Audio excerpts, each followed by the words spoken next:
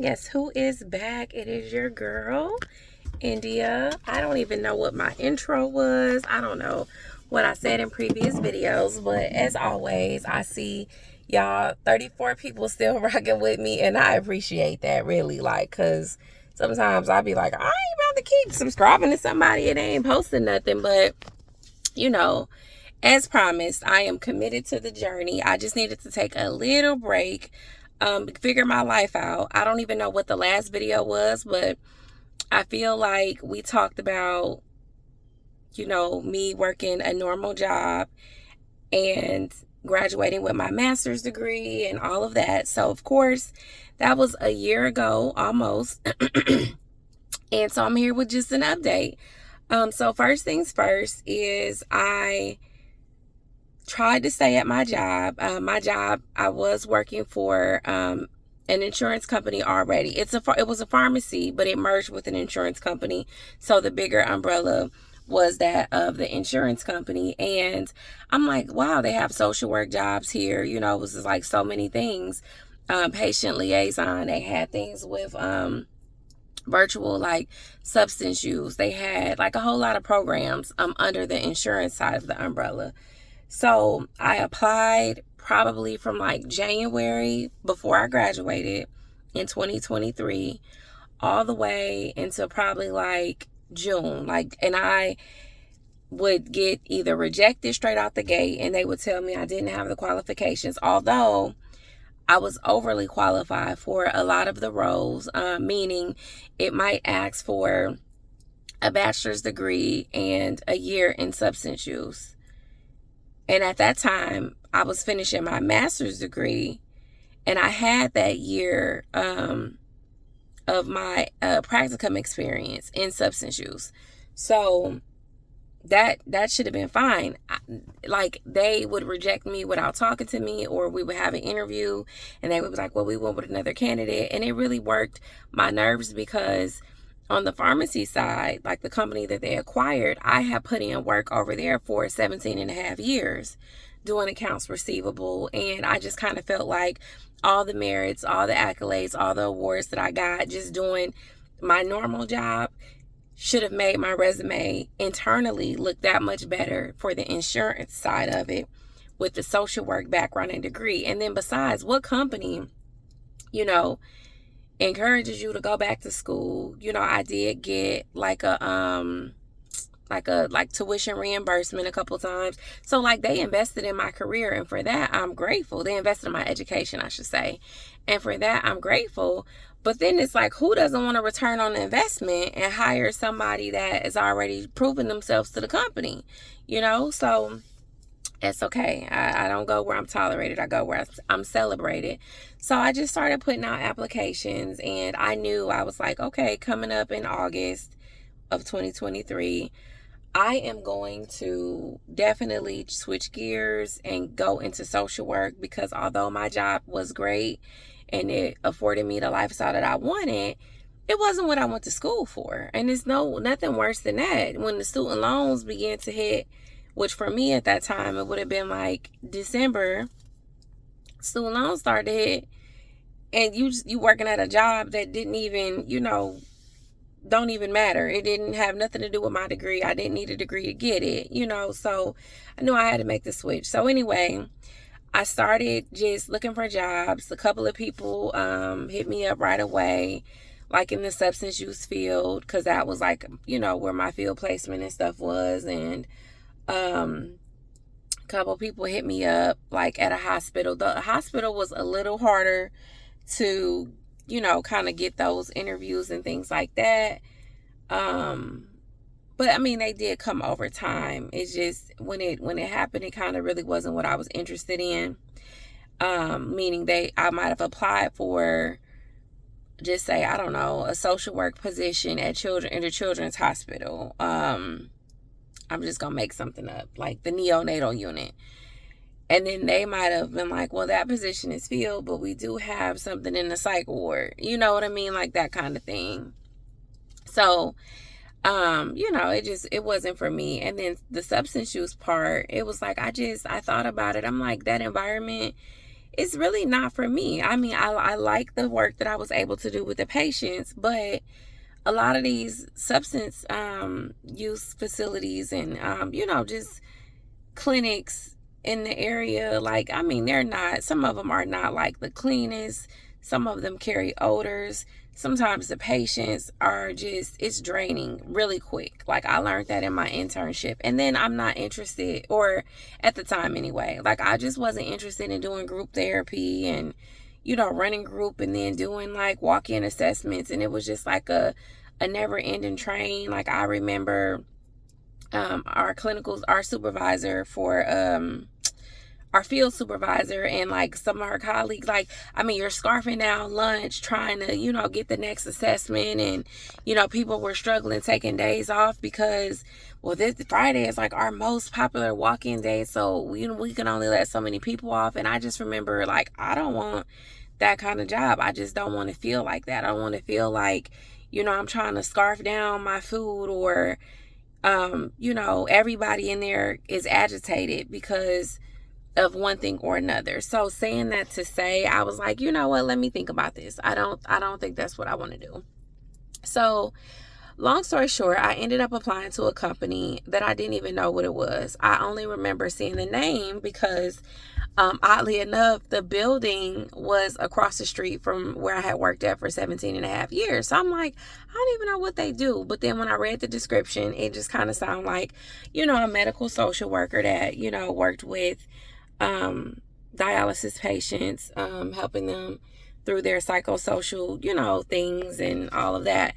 Well, come to find out, like, it was a dialysis clinic. And so I had never really had dialysis on my radar. I don't know any dialysis or nephrology, which is the term for it, nephrology social workers, renal social workers, anything like that.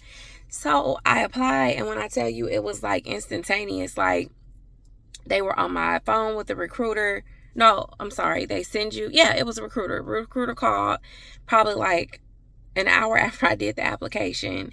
And they're like, hey, can we set up a call? I blew the lady off because I wasn't, 30 minutes, hour, whatever, after I did the application, I wasn't really prepared for a phone call. So I was just like, yeah, can you call me, Friday, whatever. So finally, she ended up calling. I did set the time aside. We talked, still not really knowing. She's just like, well, if you're interested, we can send you like an assessment, and you complete the assessment, and then, depending on the results of that, we can go with next steps. So it's like a questionnaire, kind of like those little aptitude tests or whatever they're called, when they give you scenarios and you answer, what you think is right. How do you prioritize your day? Or a patient comes into the clinic and expresses blah, blah, blah, blah, blah. What do you do? That kind of stuff. How do you handle pressure? What would your, previous colleagues say about you? If you were being honest, what is something you need to work on? That kind of stuff. And it did say, be honest. There was no right or wrong answer. And I was honest, but apparently you can pass it or you can fail it. And I passed it with flying colors. The recruiter called me back, India, you passed that with flying colors. We would like to move on with an interview, blah, blah, blah. So I'm like, okay. Still, there was like no rate there for what they were looking for. But if I can remember off the top of my head, qualifications were you could have like 0 to 2 year experience. Master's degree was, required. And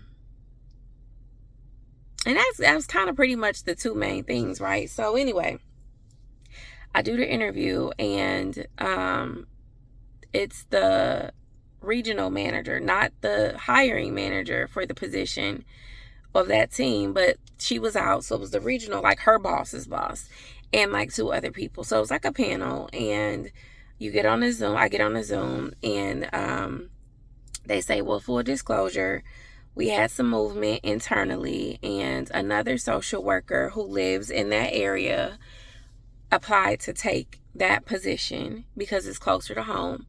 So the position is no longer available that you apply for. But we do have, some some openings up in Dayton, and I'm currently in Cincinnati. Dayton is like over an hour away. So I said, well, you know, to be honest, I appreciate you letting me know that that position is gone, but I'm not interested in Dayton because that's more than I could commit to. Meaning, an hour. I think when I put in the GPS, it was like an hour and 15 minutes at that moment from my house to where I needed to get to the clinic, which wasn't like rush hour. It wasn't, you know what I mean, like a weird time of day. So I'm like, think about that. Going first thing in the morning, probably coming home during rush hour in the evening. That's probably easily an hour and a half, hour and 40-minute drive. Coming and going every day, like that's not conducive to my lifestyle. That's too much pressure. So they were like, we are so happy that you know, we're upfront, and we have so many people that just take positions, and then, you know, within a month, they're like, no, this is not going to work out. So the regional manager is like, well, do you mind if, since we all have you on the phone, to still interview you? And if something comes up closer in the Cincinnati area, you know, we can give you a call. I said, absolutely. It was very chill. You know, it was an interview, but it was like almost kind of like just talking with other social workers. Like if I was at an event, just casually talking with people I didn't know about the social work profession. That's how I felt. And that was my first indicator, like this might be okay. That's the first time I really thought about taking this job serious. So, the regional manager is like, we love you, and I'm going to find you something. You know, if you can just bear with me, you know, I'm going to find you something. We always have a lot of movement, and I'm really going to watch this myself because I personally would love for you to be on the team. So that made me feel great. On the back end, the regional manager did call me maybe probably like a week later. Hey, girl, I'm still looking for you. When something comes down the pipeline, I'll make sure that they reach out to you. Always negotiate. Everything is negotiable. I know you're a new social worker, but it is okay to, you know, if you hear a number that is offered to you and you think that you need a better number, it is okay to negotiate. I'm not saying we might meet your number, but perhaps we can go somewhere in between. That was the second positive thing because, again, I haven't applied for a job in almost 20 years. So that whole negotiation thing is new to me. You know, I had a regular job, so you go with what they're offering you. There is no negotiation when you're, to me back then, when you are just getting like a regular job. You really don't know the power in that because it's probably somebody behind you willing to do the same thing. But as you begin to become licensed, then you begin to have, you know, certain degrees or multiple degrees, your value increases. You know that little saying, like the price just went up. Yeah, the price goes up. So I appreciated her telling me that, especially internally, because you are nervous. So even if you knew, like, yeah, I'm going to negotiate, you get scared because you like, well, what if they just tell me no? And it's, you know, it has a period on the end. Like, that's it. You're done. We're going to go on to the next person. So her telling me that reassured me, again, that I think I was going to like the company. So then maybe like about a month, I get a call. Hey, same regional manager. Hey, girl. Hey, just checking in. Wanted to let you know that we do have something in such and such. And so I'm like, okay, that's not bad. That's about 30 minutes from my house. But that 30 minutes, I had already told myself, was like my max. That's the farthest I'm going for anybody's job, because 30 minutes could turn into, you know, 45 minutes easily in bad weather, bad traffic, whatever. But I was just like, you know, I got to get out of my comfort zone. I got to try new things, you know. And ever since I'm moving from Detroit to Cincinnati, anything that I ever did for work was already like 5 minutes from the house. So I'm just used to that, not having to get on a freeway. And that's beautiful. But I was just like, you know, I'm willing to give this a try. So she's like, okay, at this point, you know, it's going to have to go through these other channels. But I did want to talk to you first to make sure that you wanted this before we even posted this job.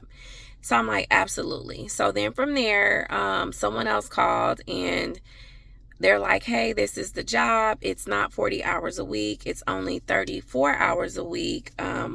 but you make your own schedule for the most part. So if you wanted to work, 4 days a week, this many hours a day, that's what it looks like. If you wanted to work shorter days, that's, whatever it is, you kind of like just talk it over with the manager and let the clinic know like your availability. And so the insurance benefit package was cool. The rate that was offered was a all right rate, but I was like, that's kind of too close to what I already make in my job right now, the one that I was leaving.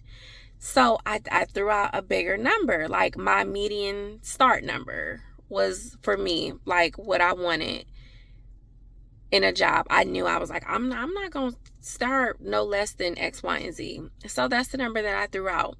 So the lady's like, okay, let me take it back, and I'll let you know what they say. So then they came back and said, well, this is what we can do. We can do this number. And it was a nice hourly rate. But the thing is that the number was met, but then it's not 40 hours. So it's still technically, if you take off those extra 6 hours that I wasn't working, the hourly rate was slightly, under what I wanted to start at. But then I thought about like, yeah, but then I could have like my number kind of almost, and I don't have to work 5 days a week. So, I kind of took that as a win because I'm an entrepreneur. Some of you may or may not know I write books. I've been an urban fiction writer since 2010. So I just do a lot of different things, and I wanted to pick that back up. I've also produced a movie and working on another one. So I'm like, I could take my one day to be India the entrepreneur, and then my other 4 days I can kind of get my beginning rate in the social work realm. So this might be the perfect world. So I'm like, okay, I'll take it, So we kind of went through all that. You do the thing, the background check, the blah, blah, blah, blah, blah. We picked the start date. I had a vacation coming up, and I knew, I was like, the way that I wanted to end my job in accounts receivable and begin the social work journey, I wanted to give myself like a 3-week gap, almost a month, because I'm like, I'm going to jump into it, probably not accruing PTO the way that I accrued it at this job that I worked at for almost 20 years and blah, blah, blah. So I'm like, well, I have a vacation coming up. I can't start in July. That's what they wanted me to kind of start right away. Like, but I can start in August. So, we settled for that. I stood firm on my boundaries. And that way I kind of got the rest and relaxation that I wanted. I got a chance to do some things that I wanted to do and take a break and, kind of enjoy the end of summer before jumping into something. So then the upside is I'm like, oh, I don't even have to wear like professional clothes. They were like, you can wear scrubs, and it's just one social worker in the dialysis clinic. I love that because I like independence. I don't like having 15 people doing the same job in one place, because there's always going to be a person that think they could tell you how to do your job. And I'm not saying I'm not down for constructive criticism or help or feedback or any of that, but I just, sometimes it's like less is best. I'm an independent worker. I hate group projects, and I'm a team player, don't get me wrong, but it's almost like sometimes you either have too many Indians and not enough chiefs, or you have slackers and you're pulling a whole lot of weight. And if I'm gonna do that, I just rather be the one responsible completely for the job that I'm doing. So I like that it was just one social worker in a dialysis unit. Now I have a team, so I'm supported, because there is like in Cincinnati, there's like one in so many mile radiuses. So I'm able to talk to my team via chat all the time. Like I trained with social workers, so I went from this clinic to that clinic, and so they're accessible to me. My clinic, my manager is like always available, even though she's 2 hours away. She does come to Cincinnati, once a month and visits with us personally. So I'm very well supported, and I love that. But I like the independence that I have. So anyway, I get my scrubs. I'm all excited. I go into training. which is at the building that I initially applied for. And after going, I'm like, ooh, Lord, I'm glad I didn't get this job, because it just wasn't my vibe. Like, it just wasn't my vibe. So God does everything for a reason. And so I go through my training. The manager comes in. She's giving me a laptop. You're in a training for us. It was 2 days. But I'm with, it's me, the social worker. There was a dietitian there. There was PCTs, which are the technicians that are out on the floor. There was like a couple of nurses, and then there was like one lady, I really forget what she did, but her position was like something that they were trying. So it wasn't like something already incorporated in the clinic, like she's the first of that, whatever. And I feel like it was like a patient companion, like maybe somebody to sit with the patients, or like, I don't know. So everybody is from different backgrounds. So we kind of got the basic training, which is like all the health stuff, all the, hepatitis B, the pathogens and the bloodborne this, and, just infectious disease. Like, we all kind of got the standard information about dialysis, the standard information about, cleanliness and, PPE and, that kind of stuff. And then the techs and nurses, like, their thing becomes their thing, and then everybody else kind of does their thing. So from there, my manager, like I said, she gave me a laptop and a bag. Very nice lady. That was another plus. I'm like, I love her. And then I went and met with other social workers on the team, and I spent so many days with this one at their clinic learning the systems, so many days at this clinic with that social worker learning the floor, learning what rounds look like. So ultimately, what the role for a dialysis social worker is, it's a whole lot of support, case management, which I'm not a fan of that, but it comes with the job. Meaning, sometimes if a patient is having issues with transportation, they're like, where's the social worker? If a patient is, not filling prescriptions, where's social work? If a patient came in and had a bad day and said they got into it with their boyfriend, where's the social worker? So sometimes it's like not necessarily social work. Like, somebody else could do all that. Or, let the patient who is self-sufficient, figure out how to do things for themselves. Like, let's keep with this autonomy and independence, but anyway, so essentially, I have an office in the building that I share with the dietitian. It's like that in most units, but some social workers have their own office, which is nice. But I do like, being with the dietitian, because I kind of think that we share information with each other that patients don't share with us. So just say I might have just rounded with a patient and went through all the A's and the Z's, and patient didn't say anything to me about needs or concerns, and then the dietitian might be out there asking about nutrition. What did you eat for dinner? And they're like, I didn't eat for dinner, my food stamps got cut off. So then she's able to come back to the office like, did you know such and such's food stamps got cut off?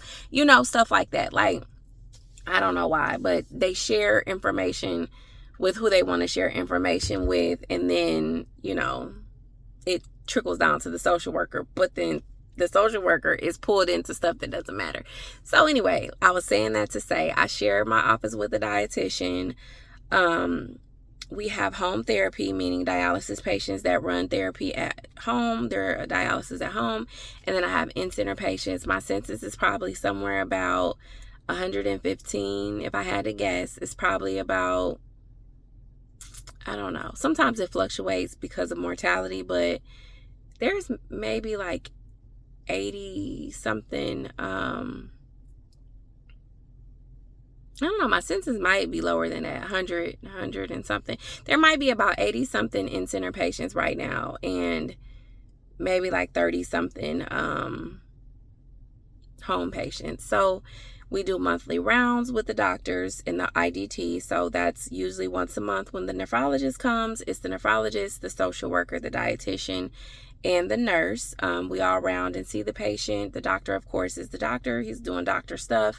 The dietitian is there to address dietary, nutrition, and fluids and, lab work. The nurse is there, to be the nurse. And then social work, we usually cover things like transplants or, just other psychosocial concerns, like what I just said. A patient might express to the doctor, I'm not getting my prescriptions because I lost my insurance.